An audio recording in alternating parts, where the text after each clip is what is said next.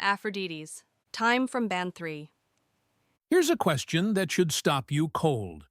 Why do people mock African time when Africa invented precision timekeeping? African time? CP time? Black people time?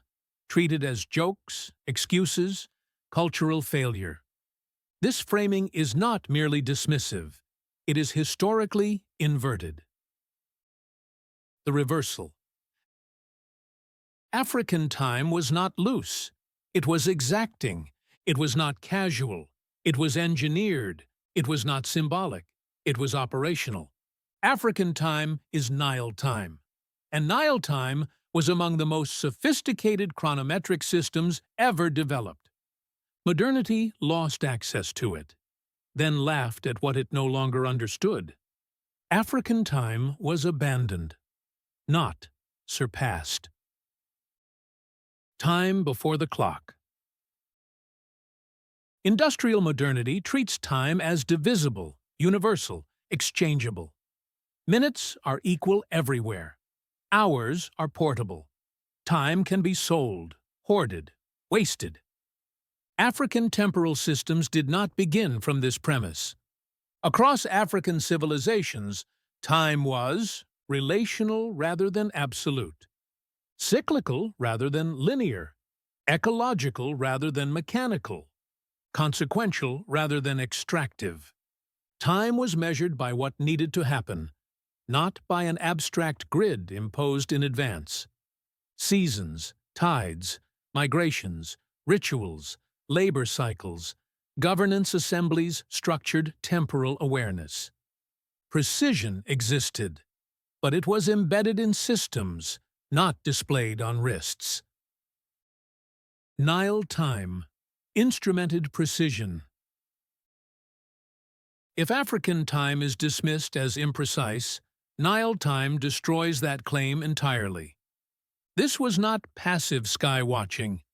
This was engineering. Technologies developed Merket, stellar alignment instruments using plumb lines, shadow clocks, calibrated by latitude and seasonal solar angle, water clocks, graduated markings adjusted for different months, temple architecture, permanent observatories embedded in stone. Africa didn't merely watch the sky. It built instruments to measure it. Adaptive, not abstract. Nile time was locally calibrated, not universalized. Hour lengths changed with seasons. Water clocks were marked differently for different months. Sundials were adjusted for latitude. This is adaptive timekeeping, not one-size-fits-all.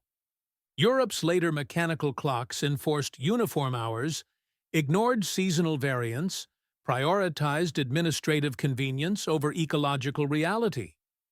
African timekeeping optimized for environmental truth, not bureaucratic uniformity. Time as agricultural operating system. Nile time functioned as civilizational infrastructure linking astronomy, labor, taxation, and survival.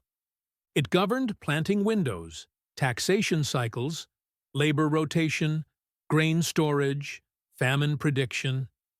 The heliacal rising of Sirius wasn't religious spectacle. It was an early warning system. The calendar was a resource management algorithm. The devastating comparison. Here's what breaks the narrative. Kemetic civil calendar. 365 days. Knowing it was imperfect. Tracking drift deliberately through the Sothic cycle. Every approximately 1,460 years, the calendar realigned perfectly with stars and seasons. Julian calendar. 365.25 days. Introducing 11 minutes 14 seconds of error per year. By 1582, Europe was 10 days wrong, requiring the Gregorian reform that dropped October 4th to October 15th overnight. A civilization that fixes time at 365 days knowing it is imperfect, and then tracks the consequences across centuries, is not less precise than one that adds a day every 4 years and stops thinking. Modern chronometry hides error by patching it. Nile time made error visible and therefore intelligible. That's a technological philosophy difference, not a cultural one. Could Nile time launch a rocket? Yes, in principle. Rocket launches require cyclical prediction, astronomical alignment, synchronization across systems, tolerance windows rather than constant clocks.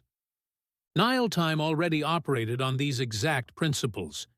It coordinated complex systems by tracking recurrence, variance, threshold conditions. The difference between Nile time and modern aerospace engineering is not intelligence. It is interface. When Africa invented precision time, what was everyone else doing?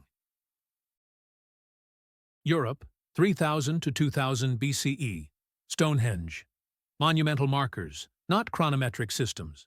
No daily timekeeping, no calibrated hours, no integration into agriculture or administration.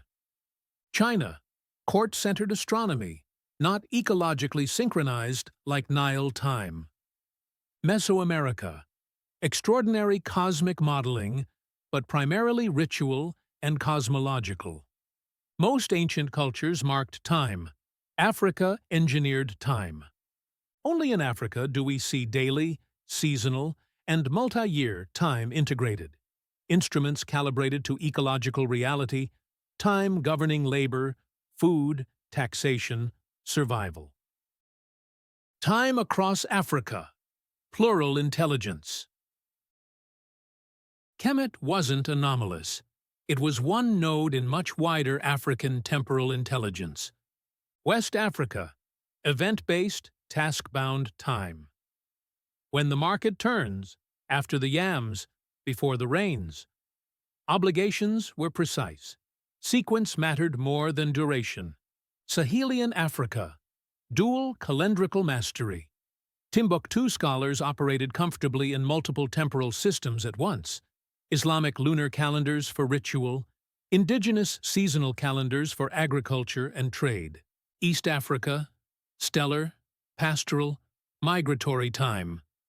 Precision came from survival necessity. Move too early, starvation. Move too late, ecological collapse. Southern Africa, ancestral time folded past into present. The dead were not earlier, they were concurrent. Time is layered, not linear. Shared logic across Africa. Ecological grounding. Task orientation. Plural simultaneity. Embedded authority. Continuity under rupture. This is why African time travels. Why African time was systematically misread. Colonial administrations repeatedly failed in Africa, not because Africans lacked discipline, but because European temporal assumptions were catastrophically misapplied. Extractive systems required strict clock compliance, labor divorced from ecology, time treated as commodity. African systems prioritized sustainability over speed, readiness over punctuality, consequence over throughput. What colonial systems labeled inefficiency was often resistance to temporal violence. African time became a slur precisely because it refused to subordinate life to industrial tempo. The devastating irony. Despite leap years, atomic clocks, UTC adjustments, nanosecond corrections, modern chronometry is still misaligned with ecological cycles, incapable of long-horizon planning, unable to govern climate time intelligently. Meanwhile, a civilization working with floods, stars, and drift built a time system that kept societies stable for millennia. When people mock African time, what they're actually mocking is a chronometric tradition that refused to lie about time's complexity. African time in the diaspora. African time didn't disappear with displacement. It reappeared wherever people rebuilt continuity under pressure. In music, swing, syncopation, call and response. In foodways, slow cooking, fermentation, seasonal eating. In labor rhythms, task orientation over clock punching. In religious practice, spiraling liturgy, cyclical ritual. In communal organization, relational timing over appointment culture. The system moves even when the clock is stripped away. What survives as CP time is not cultural failure.